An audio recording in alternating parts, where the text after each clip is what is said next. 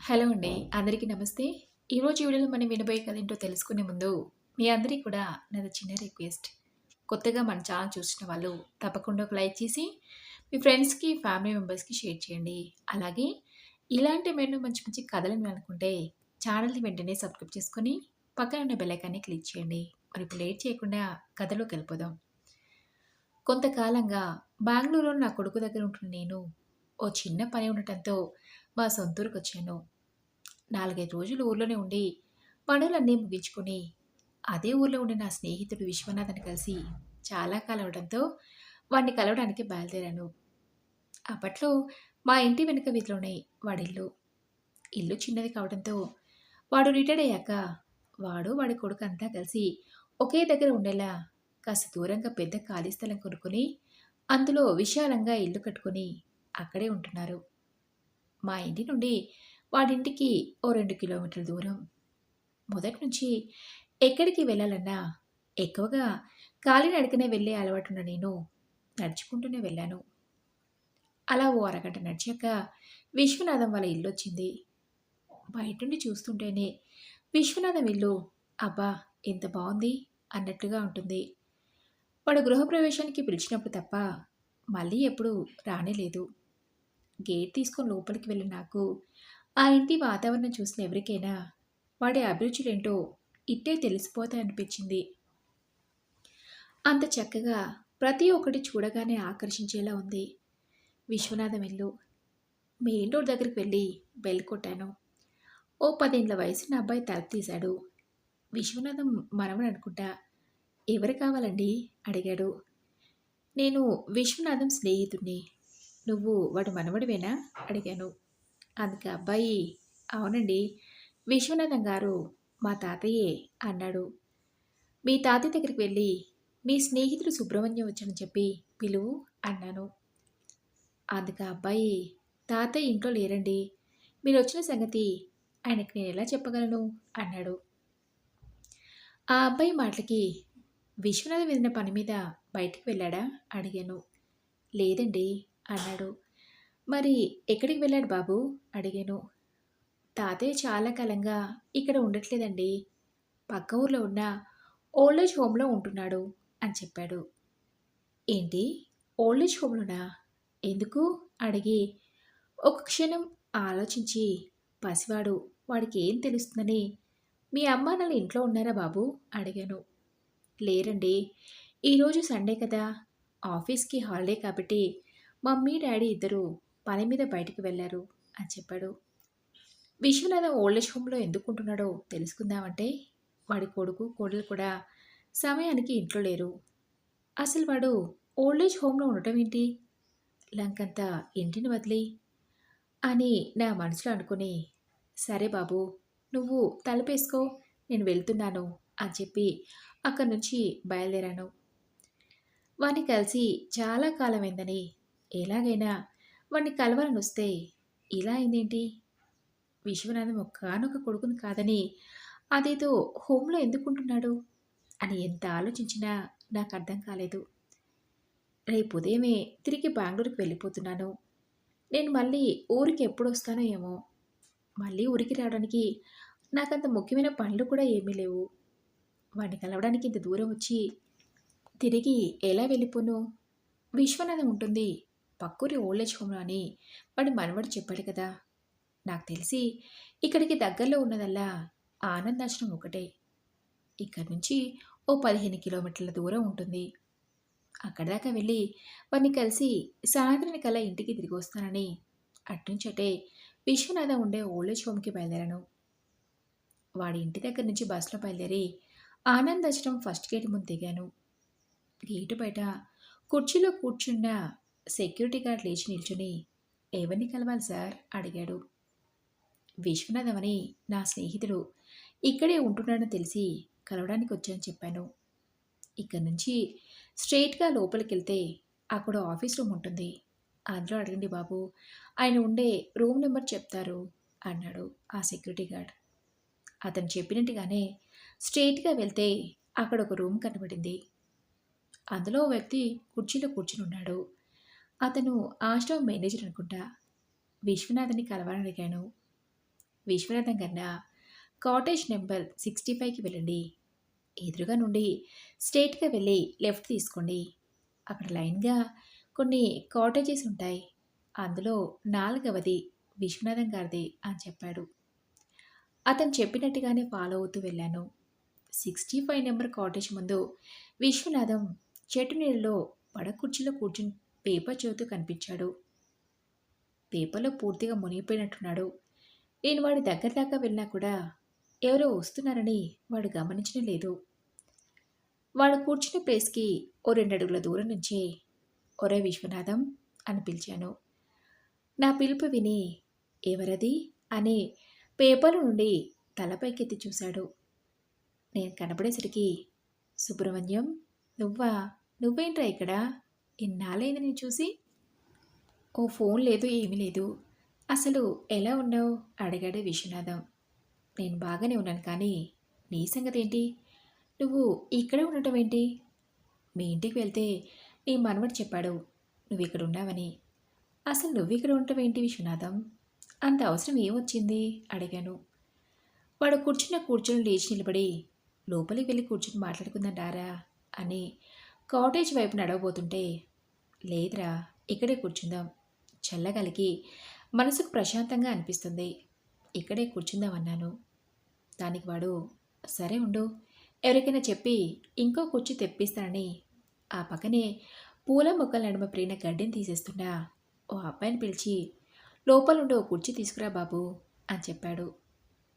ఆ అబ్బాయి వచ్చి లోపలుండి ఓ కుర్చీని తీసుకొచ్చి విశ్వనాథం పడకుర్చీకి ఎదురుగా వేసి వెళ్ళిపోయాడు. కూర్చో సుబ్రహ్మణ్యం అన్నాడు విశ్వనాథం.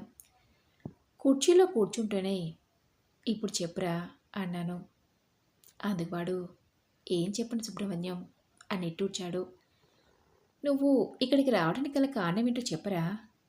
ఏ కొడుకు కొడులతో ఏమైనా గొడవలా అడిగాను. అందుకు వాడు అలాంటిది ఏమీ లేదు అన్నట్టుగా తలాడించాడు. మరి ఇంకేంటి సమస్య? హాయిగా కొడుకు పిల్లలతో కాలక్షేపం చేయక ఈ వయసులో ఎవరూ లేని వాళ్ళలా ఈ హోంలో ఎందుకుంటున్నావు అడిగాను. అందుకు విశ్వనాథం నా కొడుకు కోళ్ళకి భారంగా ఉండాలనిపించలేదు అన్నాడు. వాళ్ళకి భారంగా ఉంటున్నావని నువ్వనుకుంటున్నావా లేక వాళ్ళే నీతో చెప్పారా? నెల నెల 60,000కు పైగా పెన్షన్ వస్తుంది. లంకంత ఇల్లు, అదంతా నీ కష్టార్జితం. అలాంటిది వాళ్ళు ఇన్నెలా భారం అనుకుంటారు? అనవసరమైన పిచ్చి పిచ్చి ఆలోచనలతో నీ మనసు పాడైనట్టుంది. అందుకే ఇలా నిర్ణయం తీసుకున్నావన్నాను. నా మాటలకు విశ్వనాథం ఏం మాట్లాడకుండా మౌనంగా కూర్చుండిపోయాడు. నేను ఇలా మాట్లాడుతుంటే వాడి మొహంలో ఏదో తెలియని బాధ, అసంతృప్తి. వానలా చూస్తుంటే నాకు జాలేసింది. విశ్వం ఏం మాట్లాడవేంట్రా అలా మౌనంగా ఉన్నావు? నీ గతాన్ని గుర్చేసి నిన్ను బాధ పెడుతున్నానా అడిగాను. అందుకు వాడు లేదురా గతం తాలూకు జ్ఞాపకాలు చేదుగా ఉంటాయని గుర్తు చేసుకోకుండా ఉంటే ఎలా?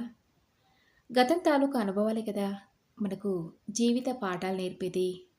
ఆ అనుభవాలే నన్ను ఈ నిర్ణయం తీసుకునేలా చేశాయి అన్నాడు విశ్వనాథం.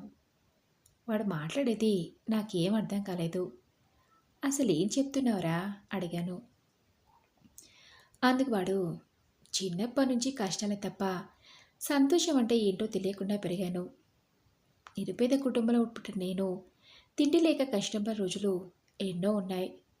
నాకు ఊహ తెలిసినప్పటి నుంచి అమ్మ నాన్నలతో సమానంగా కష్టపడి కడుపు నింపుకునేవాణ్ణి. అమ్మ నాన్నలాగా నేను కూడా మా జీవితం ఇక ఇంతే అని అనుకుని ఊరుకుండలేకపోయాను. జీవితంలో ఏదో ఒకటి సాధించాలని గట్టిగా నిర్ణయించుకొని ఉదయం సాయంత్రం ఏదో ఒక పనికి వెళ్తూనే మధ్యాహ్నం గవర్నమెంట్ స్కూల్కి వెళ్ళి చదువుకునేవాడిని. పెద్ద క్లాసులకు వస్తుండటంతో నాకు చదువు మీద ఉన్న ఇంట్రెస్ట్ని మా టీచర్ ఒక ఆయన గుర్తించి ఆర్థికంగా సహాయం చేసి కాలేజీలో చేర్పించారు. ఆ తర్వాత చదువులన్నీ స్కాలర్షిప్స్తోనే కష్టపడి బాగా చదువుకుని గవర్నమెంట్ టీచర్ని అవ్వాలనే ఉద్దేశంతో డిఎస్సి పరీక్ష రాశాను. నేను పడిన కష్టం వృధా పోలేదు. మంచి ర్యాంక్ రావడంతో గవర్నమెంట్ టీచర్గా ఉద్యోగం సాధించాను. నాకు ఉద్యోగం రావడంతో మా కష్టాలన్నీ తీరిపోయాయి. అమ్మా నాన్నలకు ఏ లోటు రాకుండా చూసుకున్నాను. ఆ తర్వాత పెళ్ళైంది. నాకు కొడుకు పుట్టాడు.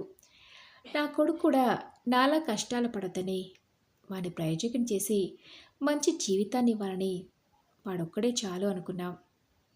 వాడు ఏదడిగితే అదిచ్చి అల్లారు ముద్దుగా పెంచాం. ఒక్కగానొక కొడుకని చాలా గారాబంగా పెంచాం. నేను స్కూల్లో చేరిన కొద్ది కాలానికి హెడ్ మాస్టర్గా పదోన్నతి వచ్చింది. నా స్థాయి పెరగడంతో వాడికి ఏ లోటు లేకుండా అన్ని సౌకర్యాలను కల్పించాను. వాడి జీవితంలో బాగా స్థిరపడాలని కార్పొరేట్ స్కూల్లో, కాలేజీల్లో చదువు చెప్పించాను. చదువు పూర్తయి ఉద్యోగంలో స్థిరపడ్డాక పెళ్లి చేసేస్తే ఇక నా బాధ్యత తీరిపోతుందని సంబంధాలు చూడటం మొదలుపెట్టాను. వాడికి సంబంధాలు చూస్తున్న విషయం తెలిసి నేను ఆ అమ్మాయిని ఇష్టపడ్డాను. తనని పెళ్లి చేసుకుంటానని చెప్పాడు. అందుకు వాడి ఇష్టాన్ని కాదనలేక తనకిష్టమైన అమ్మాయితోనే పెళ్లి జరిపించాం. అంతా కలిసి ఒకే ఇంట్లో ఉన్నాం. వాడికి పెళ్ళైన 5 సంవత్సరాలకి నేను రిటైర్డ్ అయ్యాను. ఆ తర్వాత రిటైర్మెంట్ డబ్బులతో అందరం కలిసి ఒకే దగ్గర విశాలంగా ఉండే ఇంట్లో ఉండాలని ఓ మంచి స్థలం చూసి మా అభిరుచికి తగ్గట్టు అందంగా ఇల్లు కట్టుకున్నాం. ఉన్నది వాడొక్కడే. నాకున్న ఆస్తిపాస్తులు ఏవైనా రేపు వాడికే కదా అని ఇంటిని వాడి పేరున రాసేశాను. జీవితాంతం నాకు తోడుగా ఉంటానని నాతో 7 అడుగులు నడిచిన నా భార్య అనారోగ్యంతో కన్నుమూయడంతో నేను ఒంటరివాణ్ణయ్యాను. నా భార్య పైన కొంతకాలానికి నేను తాతయ్యనవటంతో వాడే నా ప్రపంచం అనుకుని బ్రతికాను. వాడు పుట్టాక 5-6 సంవత్సరాలు నా జీవితంలో ఏ బాధలు లేకుండా ప్రశాంతంగానే గడిచినా నాకు వృద్ధాప్యం రావటం నన్ను సమస్యల ఊబిలోకి నెట్టేసినట్టయింది. నా కొడుకు ఇంటి బాధ్యతలు, ఉద్యోగ బాధ్యతలు పడి వాడికి నన్ను పలకరించే సమయమే కరువైంది. ఇక నా కోడలు మాకన్నా ఆస్తి, అంతస్తులు ఉన్న కుటుంబం నుంచి వచ్చిన అమ్మాయి అవడంతో నాకెప్పుడూ మావయ్య గారనే కనీస గౌరవం కూడా ఇచ్చేది కాదు. నా మనవడు పెరిగి స్కూల్కి వెళ్ళే వయసుకి రావడంతో వాడితో కాలక్షేపం చేసే వీలు లేకుండా పోయింది. ఇంట్లో అందరితో ఉంటున్నా ఒంటరి వాడినయ్యాననే భావన. నా వృద్ధాప్యం కారణంగా కొడుకు కోడల ఆదరణ కరువైపోయింది. నేను వాళ్ళ మంచి కోరేదైనా చెప్తే నాకు చాదస్తమని మొదలుపెట్టారు. నేను వాళ్ళ మధ్య ఉండటం ఇష్టం లేకో ఏమో నా కోడలు చిన్నదానికి పెద్దదానికి నా మీద అరవటం మొదలుపెట్టింది. నా భార్య ఉన్నప్పుడు వాళ్ళకి నా పట్ల ఉన్న గౌరవం ఇప్పుడు లేకుండా పోయింది. ఓ 2-3 సార్లు నా కోడలు చిన్న చిన్న విషయాలకే నన్ను అవమానించింది. ఆ సమయంలో భార్య నోటిని అదుపు చేయాల్సిన నా కొడుకు మౌనంగా ఉండిపోయాడు. వాడి మౌనం నేను భరించలేకపోయాను. నా ఇంట్లో నాకు గౌరవం లేకుండా బ్రతకడం కష్టంగా అనిపించింది. మునుపట్ల ప్రేమ, ఆప్యాయత లేని మనుషుల మధ్య ఇక మీదట ఉండలేననిపించింది. అందుకే నేను ఈ నిర్ణయం తీసుకున్నాను. 5 లక్షలు డిపాజిట్ చేసి ఈ కాటేజ్ తీసుకున్నాను. నెల నెల నాకు 60,000 పెన్షన్ వస్తుంది. అందులో నుండి 20,000 నా మెయింటెనెన్స్కి కట్టాలి. నా ఖర్చులకు పోను మిగిలిన డబ్బుని ఆర్థిక ఇబ్బందులు ఉన్న వాళ్ళకి సహాయం చేస్తున్నాను. ఆహ్లాదకరమైన వాతావరణంలో నాలాంటి ఎంతోమంది రోజూ ఒకరినొకరు పలకరించుకుంటూ కష్ట సుఖాలు పంచుకుంటూ ఇలా రోజులు గడుపుతున్నారు. నేను ఇక్కడ ఉన్నాను తెలిసి నా కొడుకు ఒక్కసారైనా మా ఇంటికి రానాన్నా అని పిలవలేదురా. వాడికి చిన్న కష్టం అంటే ఏంటో కూడా తెలియకుండా పెంచాను.